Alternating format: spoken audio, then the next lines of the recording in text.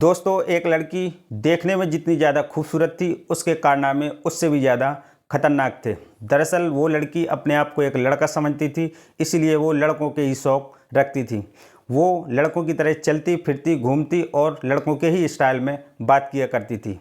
वो दोस्ती भी लड़कियों से करती थी, लड़कों से नहीं करती थी। लड़कियों के साथ घूमना फिरना और उनसे बातें करना और उनको गलत तरीके से छूना, उनके नाजुक अंगों को छूना, इसके बाद में अगर कोई लड़की इसका विरोध नहीं करती थी तो उसके साथ ये शारीरिक रिश्ते यानी कि फिजिकल रिलेशन भी बनाती थी। इन्हीं हरकतों के वजह से इसके घर वाले यानी कि लड़की की माँ और उसका भाई बहुत ज़्यादा नाराज़ रहते थे और परेशान रहते थे। एक दिन की बात है, इसी लड़की के छोटे भाई का शादी होती है। शादी के बाद में दुल्हन घर पे आती है। जिस दिन सुहागरात वाली रात थी, उस दिन उसका भाई सुहागरात के कमरे में नहीं पहुंचता है और ये लड़की अपनी भाभी के साथ में सुहागरात मनाती है, जिसको देखकर भाई बहुत नाराज़ रहता होता है और उसकी माँ भी बहुत नाराज़ होती है। इनकी कहासुनी भी होती है और इनके बीच में झगड़ा भी होता है। इसी झगड़े की वजह से एक दिन इस घर में 2 हत्याएं हो जाती हैं और किसी को पता भी नहीं चलता है। जब पुलिस आती है और इस केस का खुलासा करती है, तो जो भी सुनता वो सन्न रह जाता है। आखिर कौन थी ये लड़की और ये हत्याएं किसने की थी और कैसे इस केस का खुलासा हुआ, आइए इस वीडियो में इस पूरी कहानी को सिलसिलेवार समझते हैं। नमस्कार दोस्तों, मेरा नाम है सुशील कुमार और आप देख रहे हैं कहानी जनता की।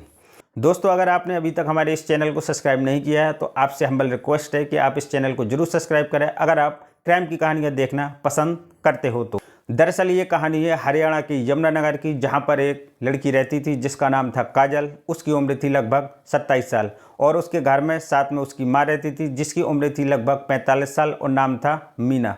साथ में एक भाई भी रहता था जिसकी उम्र थी 23 साल और उस लड़के का नाम था राहुल।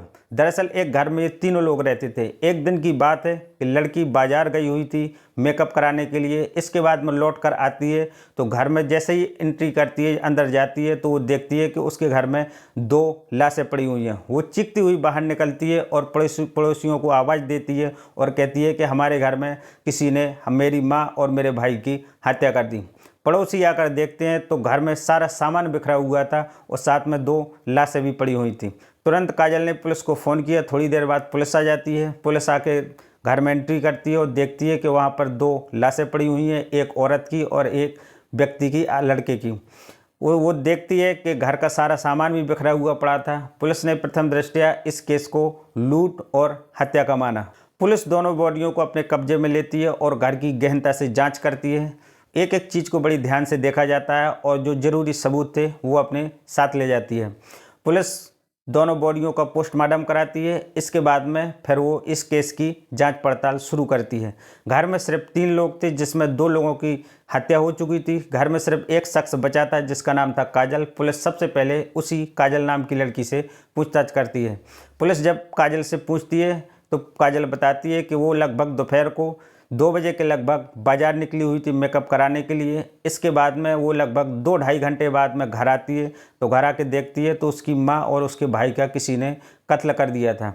घर का सामान भी सारा बिखरा हुआ पड़ा था और घर की कीमती जेवरात भी गायब थे। उन जो कीमती सामान था उसकी कीमत लगभग 14 से 15 लाख थी। पुलिस काजल से पूछती है कि किसी पर शक है, कोई लड़ाई झगड़ा? तो काजल कहती है ऐसा कुछ नहीं है, मुझे तो लगता है ये किसी ने लूट के इरादे से कोई अंदर आया है और जब मेरी माँ और भाई ने विरोध किया तो उन्होंने इनकी हत्या कर दी और सारा सामान लूट कर ले गए। पुलिस ने काजल की बात बड़ी ध्यान से सुनी। इसके बाद में पुलिस की नज़र उस घर में लगे इकलौते सीसीटीवी कैमरे पर पड़ी। पुलिस ने जब उस सीसीटीवी कैमरे को खंगाला तो पता चला कि उसकी फुटेज यानी कि कैमरा को सुबह से ही बंद किया गया था। पुलिस ने जब इस बारे में काजल से पूछा कि ये कैमरा क्यों बंद है तो इसका कोई सही जवाब काजल नहीं दे पाई। इसके बाद में पुलिस ने पड़ोस में लगे हुए पड़ोसियों के कैमरों में जाकर देखा तो उनके कैमरों में जब जांच की तो पता चला कि सुबह सुबह इस काजल के घर पर एक लड़का आया था। इसके थोड़ी देर बाद वो कुछ सामान लेकर जाते हुए दिख रहा था। जब पुलिस ने इस लड़के के बारे में काजल से पूछा तो काजल इस लड़के के बारे में भी कुछ सही से नहीं बता पाई। अब पुलिस की शक की सुई सीधे काजल पर आ गई। पुलिस की जांच अभी पूरी नहीं हुई थी, इसलिए उसने काजल को नहीं पकड़ा। लेकिन काजल को देखकर पुलिस को ऐसा बिल्कुल नहीं लग रहा था कि जब उसके घर में 2 लाशें पड़ी हुई थी, उसकी माँ और उसके भाई का कत्ल हो गया था, लेकिन काजल बिल्कुल नहीं रो रही थी और उसके चेहरे पर सिकन भी नहीं थी। पुलिस ने जब पूरी जांच पड़ताल की, इसके बाद में उसने काजल को उठा लिया। वो अपने साथ थाने ले आई और जो उस कैमरे में दिख रहा था लड़का, उसको भी पुलिस ने गिरफ्तार कर लिया। दोनों से पहले प्यार से बात की, पूछा, लेकिन दोनों ने कुछ नहीं बताया, बल्कि पुलिस को उल्टा गुमराह करने लगे। इसके बाद में पुलिस ने दोनों से सख्ती से पूछताछ की। जब सख्ती से पूछताछ हुई तो दोनों ने एक ऐसी कहानी सुनाई जिसको सुनकर जिसने भी सुनी वो दंग रह गया। लोगों को अपने कानों पर यकीन नहीं हो रहा था कि एक लड़की आखिर एक नाजायज रिश्ते के लिए इस हद तक गिर सकती है।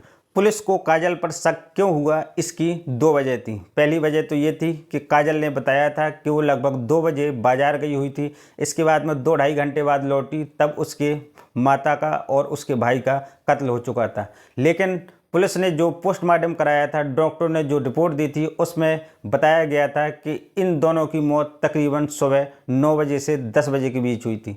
यानी कि 9 से 10 बजे के बीच में अगर मौत होती है तो उस पीरियड में काजल घर पर थी और काजल के अनुसार ये मौत 2 बजे से 4 बजे के बीच हुई थी। पहला शक तो यही जाता था कि काजल कुछ छुपा रही है और झूठ बोल रही है। दूसरी बात ये थी कि घर में लगे सीसीटीवी कैमरे को किसने बंद किया था और जो वो लड़का आया था आखिर वो कौन था और क्यों आया था। पुलिस ने जो इस केस का खुलासा किया तो वो कहानी कुछ इस प्रकार है। दरअसल काजल एक लेस्बियन थी, यानी कि समलैंगिक लड़की थी। वो लड़कियों के साथ रहती थी और उनके साथ में नाजायज रिश्ते भी बनाती थी, जिसकी वजह से उसके घर वाले यानी उसकी माँ और उसका भाई काफ़ी नाराज़ रहते थे। दरअसल काजल की एक सहेली थी जिसके साथ ही लंबे समय से रह रही थी और उसके साथ में इसके नाजायज रिश्ते भी थे। ये उसके साथ शारीरिक रिश्ते बनाती थी। काजल ने उस लड़की का रिश्ता अपने भाई राहुल से करवा दिया। इन दोनों की शादी हो जाती है। जब लड़की शादी के बाद में घर में दुल्हन बन के आती है तो उसकी पहली रात यानी कि सुहाग रात काजल अपनी भाभी के साथ मनाती है, जिसकी वजह से घर में काफ़ी विवाद होता है और उसका भाई और उसकी माँ दोनों बहुत नाराज़ होते हैं। काजल अपनी जो इसकी सहेली थी जिसकी शादी इसने अपने भाई के साथ करा दी थी, अब ये दोनों घर में थे और दोनों आज़ाद थे। जब कभी भी उसकी माँ और भाई घर पर नहीं होते थे, ये दोनों अनैतिक रिश्ता बनाते थे और दोनों एंजॉय करते थे। एक दिन माँ मीना ने इन दोनों को नग्न अवस्था में आपत्तिजनक स्थिति में एक दिन दोनों को रंगे हाथ पकड़ लिया। उस दिन घर में बहुत झगड़ा हुआ। रोज़ रोज़ इस तरह के झगड़े होने की वजह से राहुल की शादी ज़्यादा दिनों तक नहीं चली और शादी टूट गई। इसके कुछ दिनों के बाद में माँ मीना ने अपने बेटे राहुल की शादी दोबारा एक लड़की से करवा दी। शादी के बाद में दुल्हन अपने घर में आ जाती है, लेकिन काजल फिर भी नहीं मानती है। काजल अपनी दूसरी भाभी के साथ में भी धीरे धीरे उसकी बॉडी को टच करती है, उसके नाजुक अंगों को भी छेड़ना शुरू करती है। जब वो मना नहीं करती तो उसके साथ भी ये शारीरिक रिश्ते बनाना शुरू कर देती है। लेकिन इनकी इस तरह की ये लुका छिपी ज़्यादा दिनों तक नहीं चलती है और माँ और उसका बेटा एक दिन इन दोनों को फिर रंगे हाथ पकड़ लेता है, जिसकी वजह से राहुल की दूसरी शादी भी टूट जाती है। अपनी बेटी काजल की इन्हीं हरकतों की वजह से अब घर में इतनी ज़्यादा दूरियां बढ़ चुकी थी, इतनी ज़्यादा लड़ाई झगड़ा हो चुके थे कि एक दूसरे से ये लोग नफरत करने लगे थे। काजल भी अलग अलग रहती थी और उसकी माँ और उसका भाई भी अब काजल से दूरी बनाकर अलग रहते थे। काजल अपनी माँ और भाई के इस तरह के व्यवहार से बहुत नाराज़ रहती थी। अब उसके मन में अपनी माँ और भाई से बदला लेने का विचार आने लगा। वो सोचती थी, उसके दिमाग में एक बात और थी कि जो मेरी माँ के नाम जायदाद है वो मुझे नहीं मिलेगी और उसके भाई को मिलेगी। इसीलिए अब वो पूरी तरह से अपने घर वालों से कट चुकी थी। काजल सोचती थी कि अगर उसकी माँ और उसका भाई रास्ते से हट जाए तो उसको सारी जायदाद भी मिल जाएगी और साथ में वो उसको आज़ादी भी मिल जाएगी। वो किसी भी लड़की को अपने घर में ला सकती थी और उसके साथ में वो अय्याशी कर सकती थी। काजल एक दिन अपने मामा के लड़के क्रिस को फ़ोन करती है और अपने पास बुलाती है और उसको पूरी कहानी सुनाती है और कहती है कि अगर तुमको इस घर की जायदाद में से हिस्सा चाहिए हो तो जैसा मैं कहती हूँ वैसे करते जाओ। क्रिस भी मान जाता है और काजल के साथ देने को तैयार हो जाता है, यानी कि काजल के षड्यंत्र में शामिल हो जाता है। एक दिन की बात है, क्रिस को काजल फ़ोन करती है और अपने घर बुलाती है। ये दोनों काफ़ी दिनों से प्लानिंग बना रहे थे, साजिश रच रहे थे, लेकिन इनको मौका नहीं मिल रहा था। आखिरकार वो दिन आ ही गया जिस दिन इन्होंने इस घटना को अंजाम दिया। वो दिन था 23 जून 2024 का दिन था, रविवार। काजल उस दिन अपने मामा के लड़के क्रिस को घर पर बुलाती है। घर में उसकी माँ थी और उसका भाई बाहर सैलून में बाल कटवाने के लिए गया था। क्रिस घर में आता है और लोहे की रॉड से उसकी माँ के सिर में चोट करता है। चोट लगते ही उसकी माँ ज़मीन पर गिर जाती है। इसके बाद में मोबाइल चार्ज करने वाले चार्जर की वायर से, यानी कि उसकी डेटा केबल से उसके गले को घोंट दिया जाता है, जिसकी वजह से उसकी माँ की वहीं पर तड़प तड़प कर मौत हो जाती है। माँ की मौत हुई ही थी कि तुरंत उसका भाई भी बाहर से, यानी कि बाजार से घर में आ जाता है। भाई को आता हुआ देखकर दोनों अपने भाई राहुल को पकड़ लेते हैं और पकड़ने के बाद में क्रिस लोहे की रॉड से उसके भी सर पर वार करता है। एक ही वार में राहुल नीचे गिर जाता है। इसके बाद में उसकी मोबाइल के चार्जर की उस वायर से, डाटा केबल से उसका भी गला घोंट कर हत्या कर देते हैं। हत्या करने के बाद में ये घर का सारा सामान फैला देते हैं, यानी कि कोई देखे तो ऐसा लगे कि ये एक लूट का मामला है। जितना भी कीमती सामान था, जेवरात थे, सोने चांदी का सामान था, सारा कुछ क्रिस को दे देती है और उसको वहाँ से भगा देती है। कैमरा काजल सुबह ही बंद कर चुकी थी ताकि घर की रिकॉर्डिंग ना हो सके और किसी को ये पता ना चल सके कि घर में कौन आया और कौन गया। क्रिस ने काजल का साथ क्यों दिया? दरअसल जो काजल की माँ थी मीना, उसके नाम पर एक प्लॉट था और साथ में एक मकान भी था। जो क्रिस था, इसकी जो दादी थी, उसी दादी की बेटी का नाम था मीना और मीना की बेटी का नाम था काजल।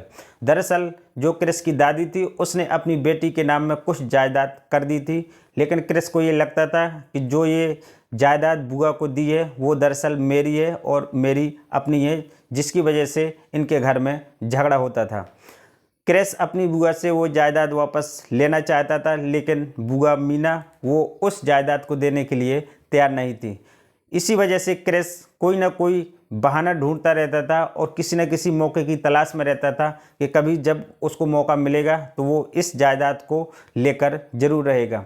लेकिन काजल ने एक दिन ये मौका दे दिया और क्रिस तुरंत इस बात को मान गया और उसने इस जो ये साजिश रची थी, जो षड्यंत्र रचा था हत्या करने का, उसमें शामिल हो गया और उस घटना को अंजाम भी दे डाला।